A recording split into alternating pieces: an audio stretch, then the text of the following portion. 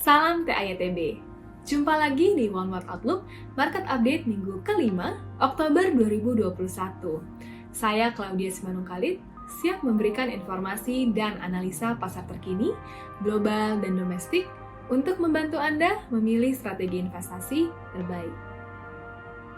Memasuki penghujung bulan Oktober, sentimen investor tampak cenderung tertopang terlepas beragamnya katalis penggerak pasar. Sementara sentimen mayoritas didukung oleh berbagai rilisan laporan pendapatan kuartal ketiga perusahaan-perusahaan S&P 500 yang positif, namun terdapat beberapa pembatas optimisme pasar, dimulai dari masih berlangsungnya krisis energi di China hingga Eropa, kekhawatiran inflasi yang diantisipasi masih akan bertahan di level yang tinggi, hingga prospek dimulainya aksi tapering oleh The Fed mendekati akhir tahun ini. Memang, mengingat 84% dari 117 perusahaan S&P 500 yang telah merilis laporan pendapatannya berhasil membukukan laba per saham di atas ekspektasi pasar per kuartal ketiga lalu, hal tersebut alhasil kembali membangkitkan optimisme investor sepanjang bulan Oktober. Di pasar saham, indeks Dow Jones dan S&P 500 masing-masing berhasil menguat 1,64% dan 1,08% sepanjang pekan lalu. Dengan keduanya yang turut berhasil mencapai level tertinggi baru setelah sempat membukukan penurunan sepanjang bulan September. Tren penguatan serupa pun turut terlihat pada pasar keuangan domestik sepanjang pekan lalu, dengan IHSG yang menguat tipis sebanyak 0,16% ke level 6.643, yield obligasi pemerintah Indonesia tenor 10 tahun yang turun menuju ke level 6,16%, serta nilai tukar rupiah yang ditutup stabil di level 14.123 per US dollar.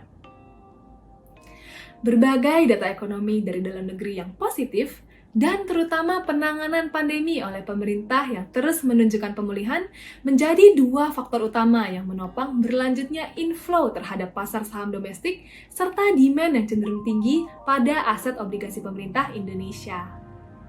Dari sisi data ekonomi, masih ingin kami ingatkan bahwa posisi Indonesia saat ini bisa dinilai dapat lebih mampu dalam menghadapi potensi volatilitas ke depannya, seiring dengan narasi seputar aset tapering oleh The Fed yang menjadi semakin membayani.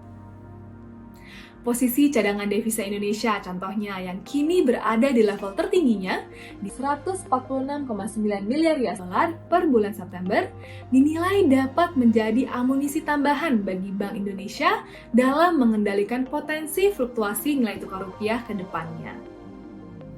Ditambah lagi dengan adanya surplus pada neraca perdagangan Indonesia akibat pertumbuhan dari sisi ekspor yang alhasil akan mendukung antisipasi akan mengecilnya defisit transaksi berjalan Indonesia sepanjang tahun ini.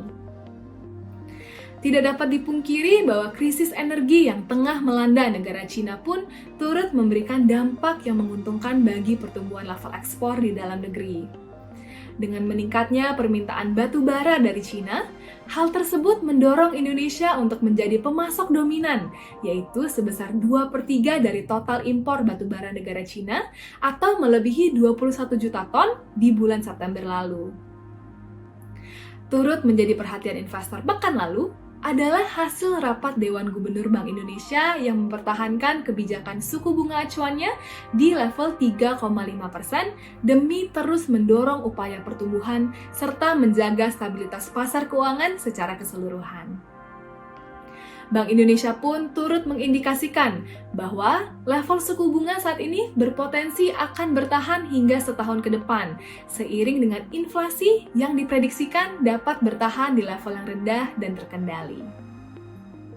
Secara keseluruhan, berlanjutnya tren penurunan angka infeksi dan terus meningkatnya laju vaksinasi masih memegang peran yang penting dalam prospek pemulihan ekonomi di dalam negeri.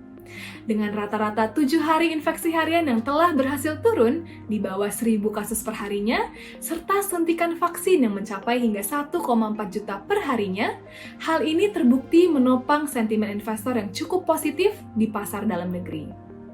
Sekian informasi dan analisa kali ini.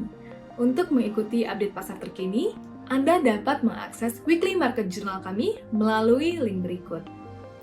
Dan jangan lupa untuk memfollow kami dengan cara mengklik tombol subscribe. Saya Claudia Simanung Khalid, nantikan One World Outlook berikutnya di minggu depan. Salam TITB.